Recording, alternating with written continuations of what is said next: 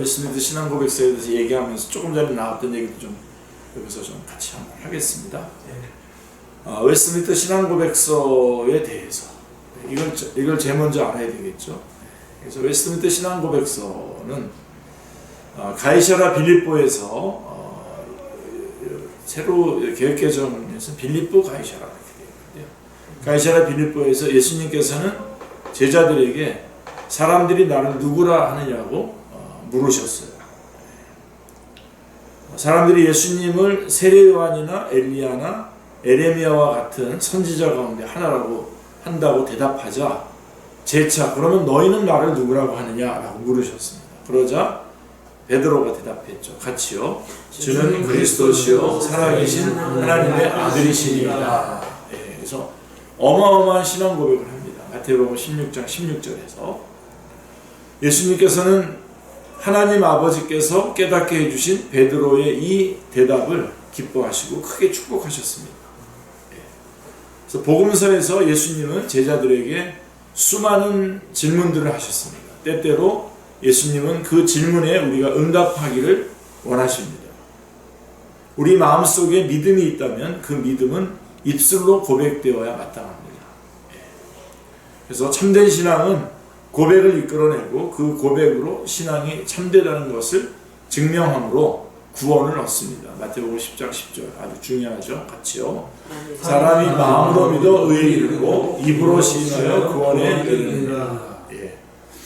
신앙 고백이 이렇게 중요한 것입니다. 그래서 믿음은 들음에서 나옵니다. 듣는 거가 아주 중요하고 그 다음에 입으로 고백하는 것이 굉장히 중요합니다. 신앙 고백이란 예수님께서 요구하시는 것이며 예수님을 믿는 그리스도인의 마땅한 의무입니다. 여기서 이 임무입니다. 이를 통과해야 됩니다. 마태복음 10장 32절, 마태복음 10장 32절, 요한일서 1장 9절, 요한일서 4장 15절 이거 다 암송하셔야 될 규정입니다. 우리 영희 전사님 이거 다 암송하실 것 같은데.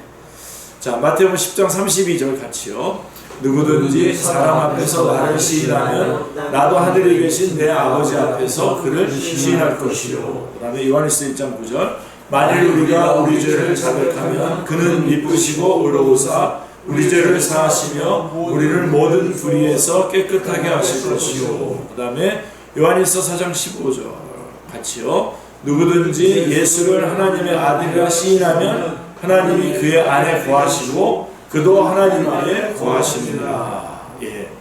나아가서 이제 사도 바울은 예수 그리스도를 주라 시인하여 하나님 아버지께 영광을 돌리게 하셨다고 말합니다. 빌립보서 2장 11절 5절부터 쭉 고백이 나오고요. 11절에서 같이요. 모든 입으로 예수 그리스도를 주라 시인하여 하나님 아버지께 영광을 돌리게 하셨습니다.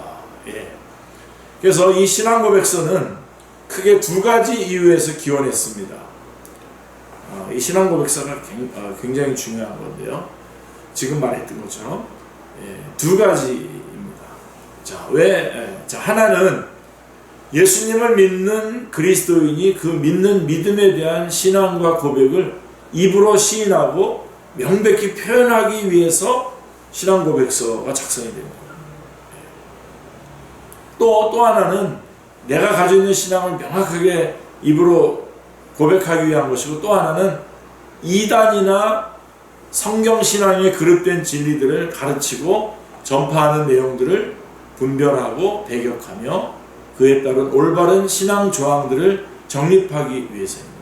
그러니까 하나는 진리가 아닌 것들을 분별하고 배격하기 위한 것입니다. 전자에 속한 것, 우리의 신앙을 우리가 믿고 있는 신앙을 고백하는 것으로서 대표적인 게 뭐냐면 사도신경과 그 다음에 웨스트민스터 신앙고백서, 우리가 지금 교리학교에서 지금 진행하고 있는 웨스트민스터 신앙고백서가 바로 그것입니다. 그리고 이제 이 이단이나 이런 것에서 이제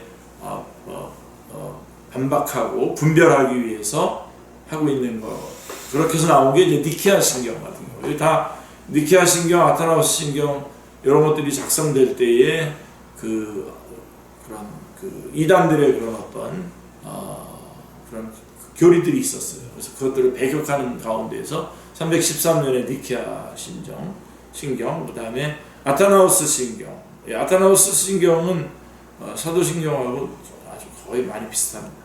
콘스탄티노플 신경, 그 다음에 칼케톤 신경 415년이죠. 그리고 유명한 도르트 신경 등이 있습니다. 요거는 다 제가 꼼꼼히 찾아가지고 우리 교리학교에서 한 번씩 꼭 다 다루도록 하겠습니다. 자, 우리는 웨스트민스터 신앙고백서를 공부하는 겁니다. 우리 지금 하고 있는 그 중에 R.C. 스프로울 같은 분은 가장 웨스트민스터 신앙고백서가 가장 이 중에서 가장 빼어나다고 얘기합니다. 그래서 제 생각으로는 신앙고백서에 입문할 때는 제일 먼저 스프로울의 그런 신앙고백, 스프로울이 말한 것처럼 웨스트민스터 신앙고백서부터 시작하는 것이 좋다고 여겨집니다. 그래서 이 웨스트민스터 신앙고백서는 영국 의회는 당시 영국 국교회의 39개 신앙조항을 개정하고 영국과 스코틀랜드 모든 교회들이 공히 사용할 수 있는 신앙고백서, 교리, 그 다음에 예배모범, 교회 정치. 그래서 신앙고백서, 웨스트민스터 신앙고백서, 교리, 대요리문답, 소요리문답, 그 다음에 예배모범, 교회 정치를 만들기 위해서 1643년 7월 1일에 총회를 소집했고 총회는 1649년 2월 22일까지 계속되었습니다. 그래서 총회의 기간은 무려 5년 8개월에 달했고요. 어마어마하죠. 참석한 신학자 목회자는 151명이었는데 아까 스코틀랜드 쪽의 신학자들도 몇 명 참여했습니다. 151명이 있었으며 오전부터 오후까지 1163회의 공식적인 회의가 있었습니다. 그래서 오전에는 주로 전체 회의를 진행했고 오후에는 소모임으로 모여서 웨스트민스터 신앙 표준 문서 제정에 박차를 가했습니다. 그 결과 만들어진 것이 바로 오늘날 장로교회의 신앙 고백인 웨스트민스터 신앙 고백서와 대교리문답, 소교리문답 등이 있습니다. 그래서 웨스트민스터 신앙 고백서는 이후 교파를 초월해서 그러니까 장로교회에서만 쓰는 게 아니라 회중교회의 신앙 고백서인 사보이 선언과 1658년 그리고 침례교 신앙 고백서인 제2차 런던 신앙 고백서 등에 지대한 영향을 끼쳤습니다. 그래서 그러니까 모든 개신교 교회들이 꼭 필요한 신앙 고백서로 자리를 잡은 겁니다. 그래서 대한예수교 장로회는 1907년에는 장로교가 다 하나였어요. 다 하나였기 때문에 각 지금 그 통합, 합동, 백성 뭐 이렇게 막 여러 가지 대신은 또 따로 나와 있죠. 이렇게 그렇게 지금은 되어 있어도 그 총회하는 그 회기는 다 똑같아요. 몇 회기인지 잘 모르겠는데 지금 1907년 총회에서 웨스트민스터 신앙고백서를 장로교회의 신앙고백서로 채택을 합니다. 그래서 당시 회의록에 기록된 문장은 다음과 같습니다. 웨스트민스터 신앙고백서와 대교리문답, 소교리문답은 성경을 밝히 해석한 책으로 인정한 것인즉 우리 교회와 신학교에서 마땅히 가르칠 것으로 알며 신학교에서 이거 마땅히 가르쳐야 돼요. 근데 잘 안 가르칩니다. 알며 그 중에 성경 교리 문답은 우리 교회 문답책으로 채용하는 것이다. 이렇게 결정을 했어요. 총회에서. 그리고 이 총회의 결의사항은 오늘까지 2026년 오늘까지 단 한 차례도 수정된 적이 없습니다. 그대로 이 신앙으로 가는 겁니다. 한국교회 장로교 헌법은 교리표준과 관리표준으로 구성됩니다. 그래서 관리표준이란 교회를 어떻게 정치하고 관리할 것인가에 대한 지침, 그 다음에 예배 모범 이런 것들이잖아요. 그런데 그 지침에 앞서서 먼저 제시된 것이 바로 교리표준이에요. 그리고 그 교리표준은 성경에 기초한 웨스트민스터 신앙고백서와 대요리문답, 소요리문답입니다. 전문입니다. 자, 그렇다면 적어도 장로교회는 성경을 밝히 해설한 웨스트민스터 신앙고백서와 제가 이 교리문답서에 따라서 성도를 교육하고 교회를 관리하고 정치하고 치료해야 한다는 것을 뜻합니다. 근데 우리 그 시찰회나 이런 데 가서 제가 툭 물어보거든요. 이거 이런 게 있어? 라고 말하는 사람도 있어요. 장로교 목사님이신데 뭐 우리 통합식은 좀 더 그렇습니다. 더 이 부분에서 많이 좀 일로 와야 됩니다. 다. 지난번에 페이스북에서 이승구 교수님 개혁신학에 아주 중요한 분이시죠. 그래서 이번 그 사순절 이런 기간이 됐을 때 이거는 종교개혁을 하면서 이런 것들을 안 하자고 개혁을 했는데 이런 것들을 교회가 합니까? 그러면서 글을 하나 올렸길래 제가 같이 이걸 저걸 했어요. 뭐라 그러죠? 이렇게 옮겨보고 퍼서 제 거에다 올렸더니 따라오셔서 답을 다셨더라고요. 감사하다고. 그러니까 이런 그 아까 말했던 것처럼 복음주의적인 입장은 일단 사람들을 많이 생각하는 거죠. 받아들일 사람들을 이렇게 생각하다 보니까 그들에게 어떤 행사나 어떤 절기나 이런 것들을 이렇게 해서 사람들을 좀 유인하려고 하는 것들이 좀 있어요. 그러니까 개혁주의 안에 그 복음적인 것들이 그냥 들어있기 때문에 그냥 복음주의는 좀 이렇게 떼어놓는 게 좋죠.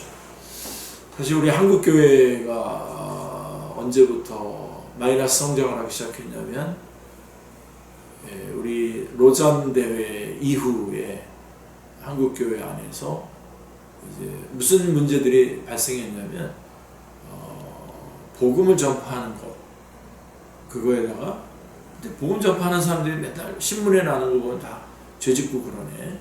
그러니까 아니다. 사회 책임을 좀 더 강조해요. 물론 성경에는 복음 전파와 사회 책임이 다 있어요. 다 들어가 있어요. 근데 존 스튜어트가 그 로잔 대회 첫 번 그 대회 때에 복음 전파와 사회 책임에 대해서 얘기했어요. 굉장히 논리적이고 저는 동의해요. 거기.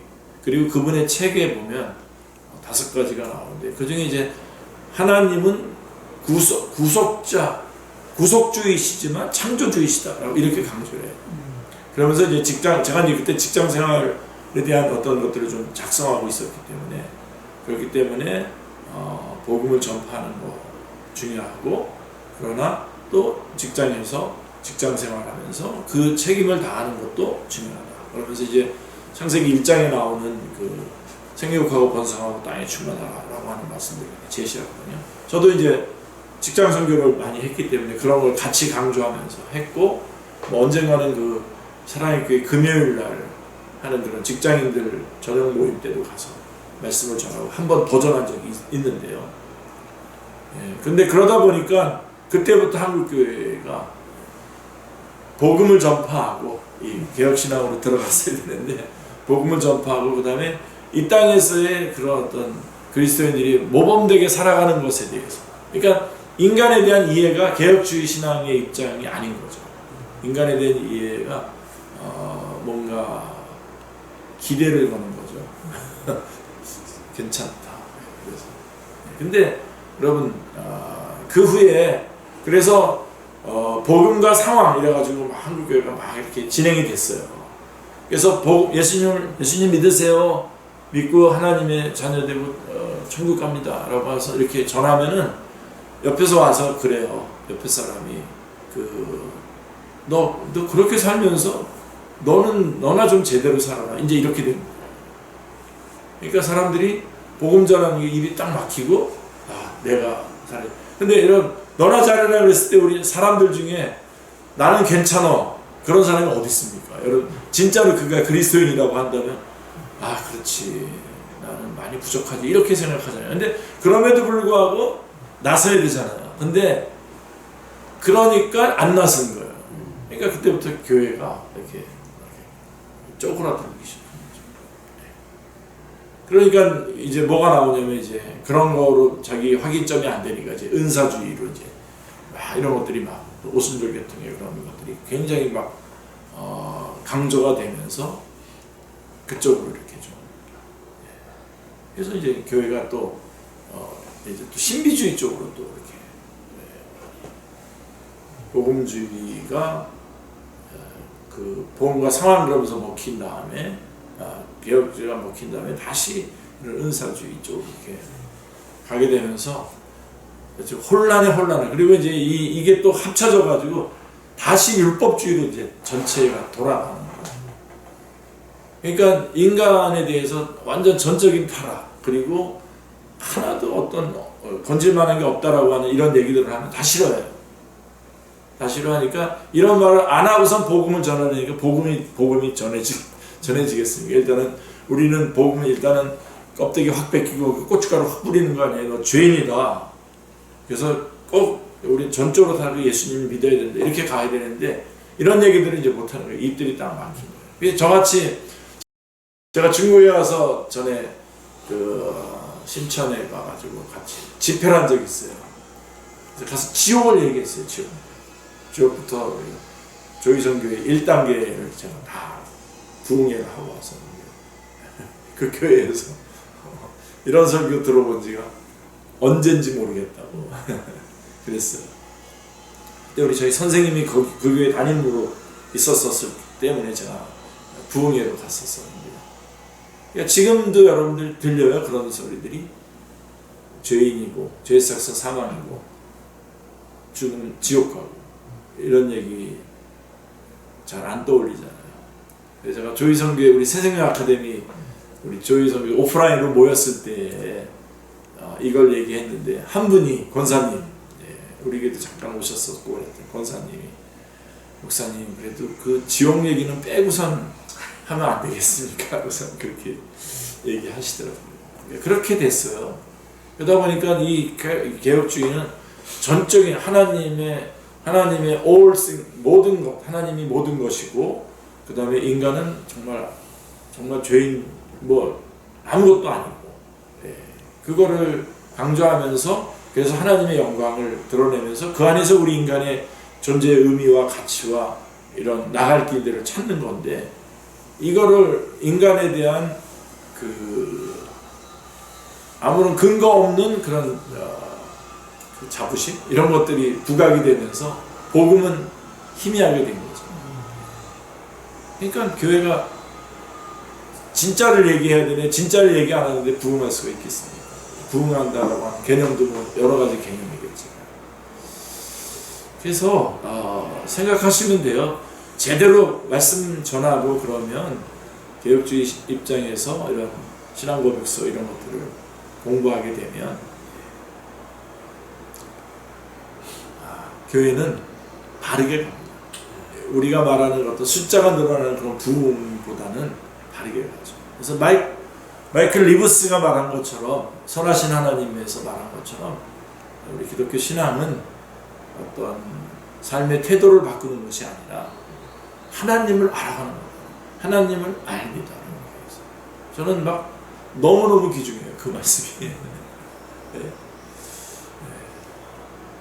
하나님을 알면 우리가 하나님이 어떤 분인지 알면 우리가 누군지 또 알게 되잖아요. 그러면 우리의 삶의 태도는 바뀌겠죠. 그래서 하나님을 예배하게 되고 주께서 이 땅에서 맡기신 일들을 힘이 닿는 대로 힘있게 할 수 있는 거죠. 이제 그렇게 가야 되는데 그런 것들이 다 이제 그러니까 인간에 대한 근거 없는 자신감들을 이제 부추기기 시작한 거예요. 그래서 그게 번영, 그다음에 행복, 성공 이렇게 이제 일어나는 거죠. 그래서 미국에 있는 그 교회 릭 워렌이라고 하는 분이 지금도 그 교계의 대표같이 이렇게 무슨 대통령 뭐라고 하면 나타나던데 그분의 우리나라에서 미친 영향들이 크죠. 근데 거기는 교회를 시작할 때에 아예 맨 처음부터 그 주변에 있는 사람들에게 앙케이트를 돌렸어요. 어떤 교회를 원하십니까? 성경이 있는 교회를 세우고 교회의 일을 하면 되는 건데 그게 아니라 어떤 교회를 원하십니까? 라고 이렇게 앙케이트를 조사해가지고 그런 교회를 만들었어요. 그걸 갖다 이제 영어로 User Friendly Church, 고객 만족 중심의 교회인 거예요. 그래서 기독론이 아니 교회론이 아니라 교회 성장학을 이렇게 배경으로 교회를 시작을 하고 것들이 아주 당당하게 하고 있는 거죠. 아무도 못 막습니다. 거기가 워낙 세기 때문에 그 사람들의 그런 사람들이 거기로 몰려가는 거죠. 성경에서는 예수님이 뭐라 그러냐면 좁은 길을 얘기했거든요. 근데 그런 거는 성경 안 보시는 것 같아요. 물론 저도 어렸을 때 젊었을 때는 그런 그 분별력 없이 막 좀 그렇게 추구하기도 했는데 정말 하나님 감사하게도 이런 웨스트민스터 이런 다시 이 교리로 저는 짬짬이 이런 것들을 생각했어요. 계속 이게 필요하다, 이게 꼭 중요하다라고 하는 것들을 짬짬이 생각했는데 머뭇머뭇할 때에 이제 우리 교회에서 이런 그 전사님 특별히 이쪽에 강력하게 드라이브 하셔서 제가 눈치를 챘죠. 그리고 이게 이제 그 목회하고 설교 준비하고 시간들을 주일날 또 오후 같은데 시간 보내고 이럴 때에 정말 이런 신앙 고백서들과 그다음에 성경 말씀이 너무 중요하다라고 하는 것을 깨닫게 되는 거죠. 그래서 계속 공부해야 됩니다. 아직도 계속 이제 뭐 우리 교단으로는 막 은퇴할 때가 제가 됐지만 근데 이제서 조금 알겠으니 어떡합니까? 해야지 열심히. 그리고 이제 그래서 이제 한국교회가 그렇게 흘러가고 뭐 제 생각으로는 어떤 팬데믹 이런 것들을 하나님께서 또 은혜로 우리 한국교회에 주신 것 같아요. 세계교회 마찬가지지만 그래서 그때들 많이들 다시 이 교리나 이런 쪽으로 조금 돌아오는 것 같아요. 근데 이제 이것도 교회 성장을 위한 프로그램으로 사용하는 교회들도 있어요. 그러니까 이거는 문제가 있는 거고요. 그냥 순수하게 하나님께 맡기고 나는 내가 할 수 있는 걸 해야 돼. 우리 웨스트 신앙 고백서 지금 그렇게 공부해야 됩니다.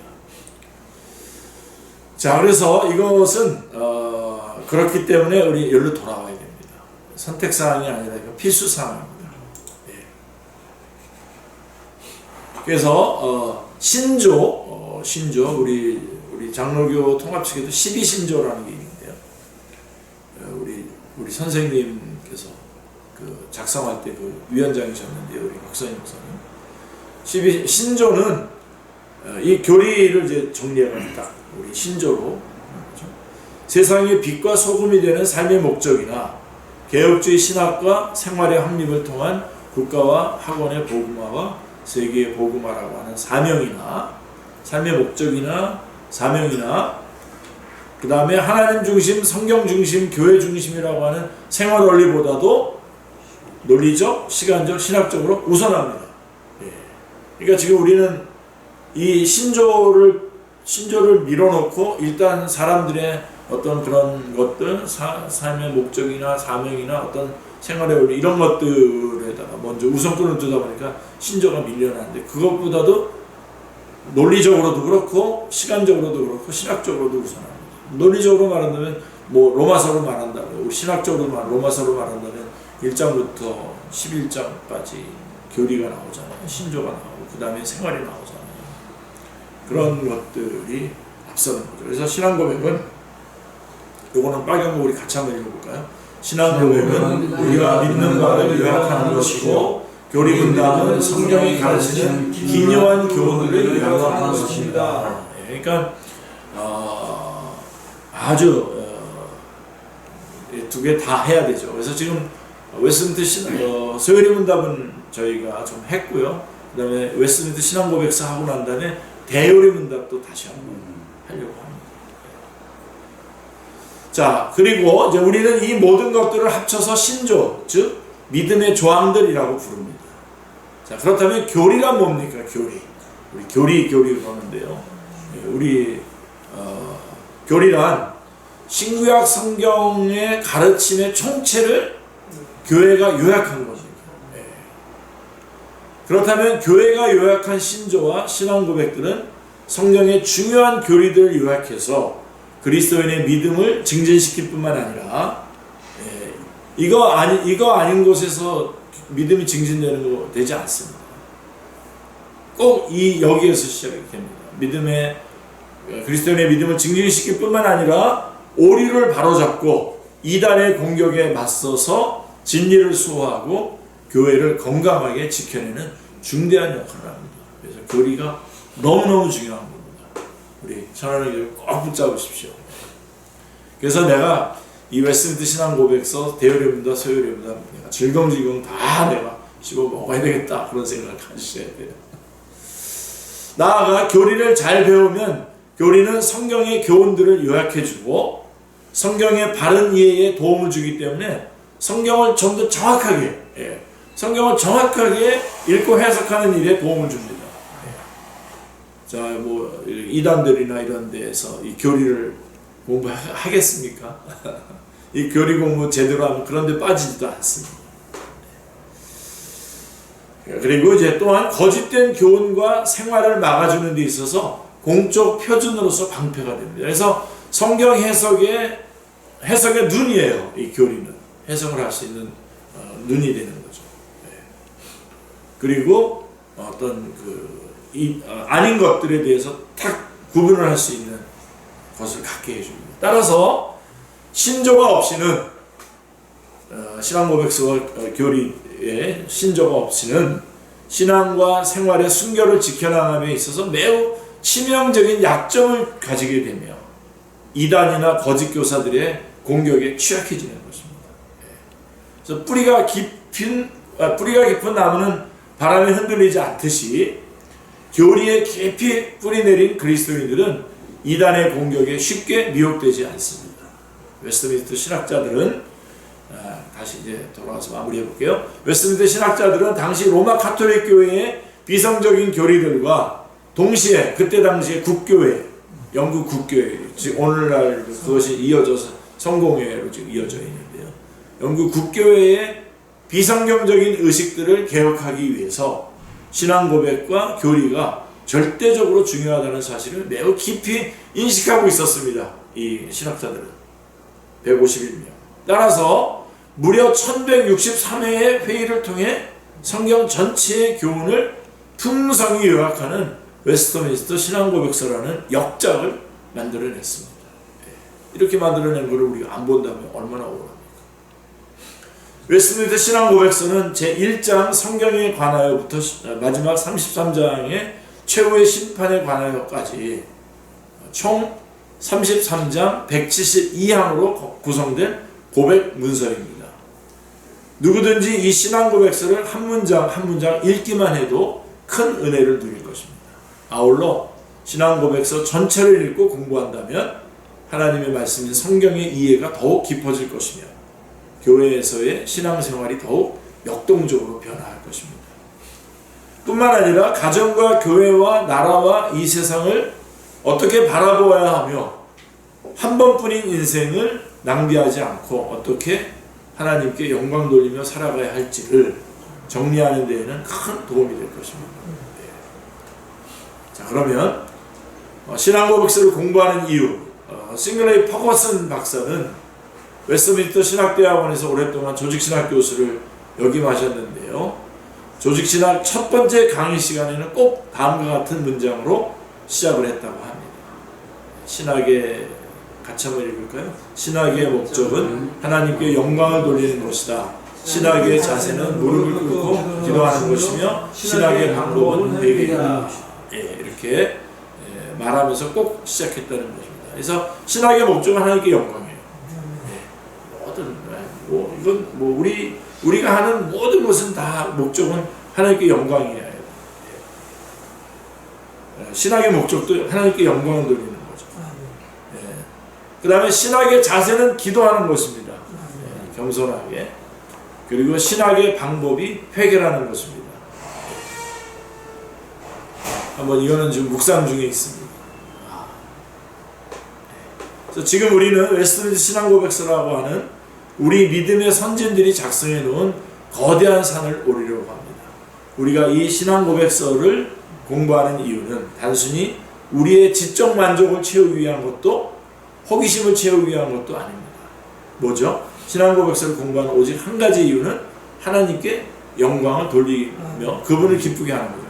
왜 그러냐면 우리 인생의 제일 되는 목적이 하나님께 영광 돌리는 것이고 그를 영원토록 즐거워하는 것이기 때문에.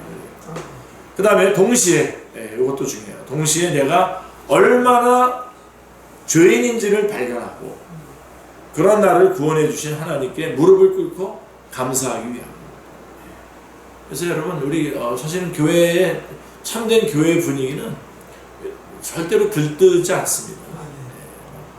들뜨게 만드는 어떤 그런 시도들 이런 것들이 있으면 그거는 중단돼야 됩니다. 왜 그러냐면 우리가 만날 때마다 하나님께 영광을 돌리는데 동시에 우리가 얼마나 지독한 죄인인지 그리고 거기에서 우리가 구원받았는데 그런 그 구원받은 거에 대한 만약에 기쁨이 있다면 이거에 대한 기쁨이 있겠죠. 그래서 이 신앙고백서를 공부하는 이유. 자, 그 다음에 중요한 거 얘기해야 되죠. 지난번에도 말씀드렸죠. 유한자는 무한자를 품을 수 없다. 이거는 켈빈과 헤르만 바빙크가 공의했던 말입니다. 위는 넌 카펙 인피는 유한자는 무한자를 품을 수 없다. 그래서 우리 교리학교의 어떤 원칙이라고 우리 축제 교리학교의 원칙이라고 하나 삼으면 좋고 유한자는 무한자를 품을 수 없다. 모든 그 하나님의 말씀 안에서 항상 이 마음을 품어야 됩니다. 직역을 하면 유한한 것은 무한한 것을 포괄할 수 없다라고 하는 말입니다. 그러니까 우리가 성경을 읽거나 설교를 들으면서 완전히 이해하지 못하는 어떤 지점들을 만나게 될 때에 이 말씀을 꼭 기억하시기 바랍니다.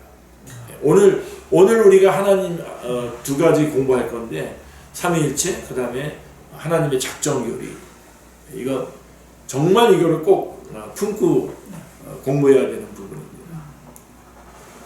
자, 유한자는 무한자를 품을 수 없습니다. 그래서 환원하면 다시 돌려서 말하면 유한자인 인간은 무한하신 하나님을 완전히 이해할 수 없다는 뜻입니다. 유한은 무한을 붙잡을 수 없습니다. 물론 우리는 불가지론 하나님은 알려지지 않는 분이라고 하는 주장은 불가지론을 말하는 게 아닙니다. 하나님은 우리에게 하나님을 보여주셨잖아요. 계시하신 성경이 보여준 만큼 우리는 할 수 있는 거죠. 하나님을 알 수 있습니다. 그럼에도 불구하고 피조물인 우리 인간은 하나님을 완전히 포괄하거나 이해하거나 우리 작은 머리에 담을 수 없습니다. 따라서 근데 여기서 그 맹점이 있어요. 그래서 아예 모르기로 하는 거 이건 안 되는 겁니다. 그렇죠. 네, 내가 하나님께서 보여주신 거는 알아야 되고 추구해야 되고 물어봐야 되고 기도하면서 계속 나아가야 됩니다. 네. 따라서 신앙고백서를 배우면 배울수록 우리는 겸손히 우리의 한계와 무지를 깨닫고 인정해야 됩니다. 그래서 우리는 전능하신 창조주 하나님과 피조물인 자신을 비교 대조하면서 하나님 앞에 얼마나 거룩하지 못한 존재인지를 깨닫게 됩니다. 이 말을 하는 이유는 신앙고백서라는 산을 등장할 때 우리의 작은 머리로는 다 이해할 수 없기 때문에 필연적으로 우리에게 믿음이 필요한 지점과 주제들이 등장할 것이기 때문입니다. 예를 들면 하나님이 창조하신 만물에 미치는 하나님의 절대주권과 인간의 의지의 자유와 책임의 문제 또는 타락 전 예정설이냐 타락 후 예정에 관한 그런 것들 그런 교리들 또 성부와 성자와 성령님이시라는 신격이 되시고 그 독립되고 구별되는 세 신격이 완전히 연합하여 한 분 하나님이시라고 하는 삼위일체 교리와 그런 것들입니다. 단언하건대 그 어떤 학자도 이런 주제들을 완벽하게 이해하고 가르치지 못합니다. 뭐 전혀 그리스도인이 아닌 어떤 사람이 뭐 자기가 다 가르친다고 떠든 적도 있었습니다만 우습죠. 제가 볼 때 우습습니다. 그렇게 우리는 지금 보고 읽는 모든 것을 겸손히 믿음으로 받아들여야 합니다. 성령님께서 역사해 주실 것입니다. 사도 바울은 같이 읽겠습니다. 우리가 지금은 거울로 보는 것 같이 희미하나 그때에는 얼굴과 얼굴을 대하여 볼 것이요 지금은 내가 부분적으로 아나 그때는 주께서 나를 아신 것 같이 내가 온전히 알리라. 고린도전서 13장 우리의 사랑장이라고 하는데 거기에서 바울은 분명하게 말하고 있습니다. 그러므로 우리가 지금 공부하는 것을 믿음으로 받아들이는 그 믿음이 하나님의 나라인 천국에서 실제 우리의 보는 것이 될 때까지 끊임없이 연구하는 것이 신앙입니다. 그래서 하나님께서 우리 인생 가운데 탁 치고 들어온 그 사건이 이게 하나님의 사랑이었구나 라고 하는 자리까지 갈 수 있어야 됩니다. 그래서 따라서 우리의 신학은 현재 완전하지 않습니다. 그래서 우리 개혁교회라는 것은 항상 리폼, 항상 잘못될 수 있다라고 하는 것을 인정하고 항상 고칠 준비를 하는 것이 개혁주의 신학입니다. 그래서 끊임없이 개혁해야 돼요. 우리가 서로에게 그래야 됩니다. 서로에게. 자, 우리의 신학과 신앙은 하나님의 나라에 들어갈 때에 비로소 완전해집니다. 아멘. 그렇게 우리는 겸손해야 됩니다. 우리의 지식은 부분적이고 불완전합니다. 언제 이 지식이 신앙이 완전해질까요? 그것은 바로 우리 주님 구주 예수 그리스도께서 오실 때에 완전해질 것입니다. 그래서 믿음이 필요합니다. 그래서 우리 신앙생활에서 가장 중요한 덕목을 저는 인내라고 봅니다. 기다리는 겁니다. 우리의 이해가 한계에 이를 때에 우리가 어떤 주제를 완전히 파악하지 못할 때 우리에게 더욱 필요한 것이 믿음입니다. 그렇기에 우리는 하나님의 말씀으로서 성경의 어떤 부분을 신비로 남겨두어야 할 필요가 있습니다. 우리는 하나님을 어떻게 아십니까? 하나님을 어떻게 만났습니까? 우리가 하나님을 믿고 안다고 말할 때 어떻게 그것이 참된 알미라고 확신할 수 있습니까? 우리가 무엇인가를 안다면 그것을 어떻게 아는 것입니까? 자, 하나만 더 말씀드리고요. 신앙 방법론의 제일 이런 질문에 답하기 위해서 바로 이런 질문들에 답하기 위해서 웨스트민트 신앙 고백서는 가장 먼저 신론이 아니라 계시론, 즉 성경에 대해서 시작을 합니다. 그래서 웨스트민트 신앙 고백서의 특징 가운데 하나는 신앙 방법론의 체계를 확립한 것, 즉 기독교 인식론을 확립했다는 점에 있습니다.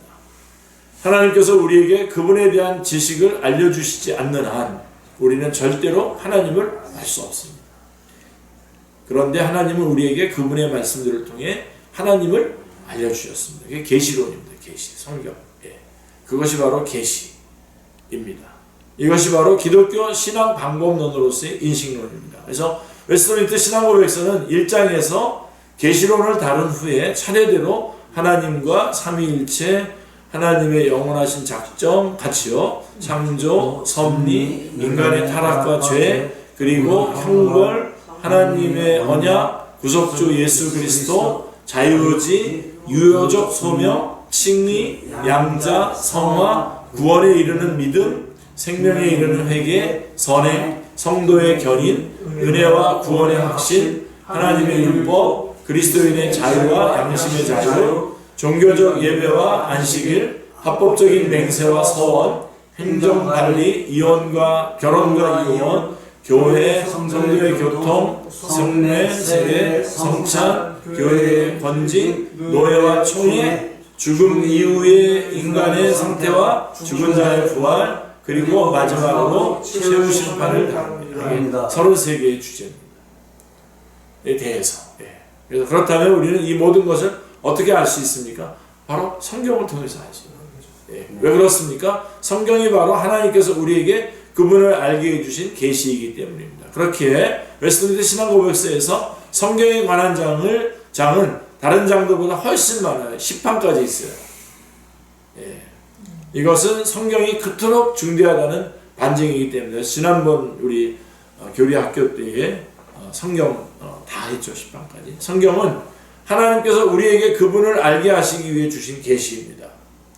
그래서 캘빈이 기독교 강요 1권 1장에서 강조한 것 역시 이것입니다. 하나님을 아는 지식과 인간을 아는 지식이 긴밀하게 연결되어 있다는 것을 말합니다. 칼빈은 기독교 강요 제1권 1장을 이렇게 시작합니다. 우리가 지니고 있는 지혜. 같이 한번 읽을까요? 우리가 지니고 있는 지혜, 즉 참되고 건전한 지혜는 거의 모두가 두 부분으로 되어 있으니 곧 하나님을 아는 지식과 우리 자신을 아는 지식이 그것이다.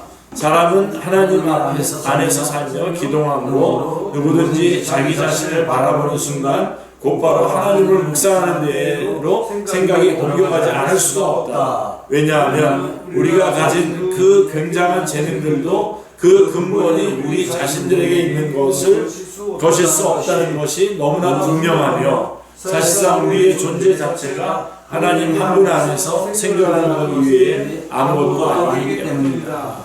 예. 그래서 이런 웨스트민스터 신앙 고백서의 그 기준을 가지고 우리가 우리 천안 형제님을 너무 사랑하는 것 같습니다. 천안 형제 때문에 한 번 더 했습니다. 예, 좀 쉬었다가 한 5분 정도 쉬었다가 2장으로 들어가겠습니다. 2장.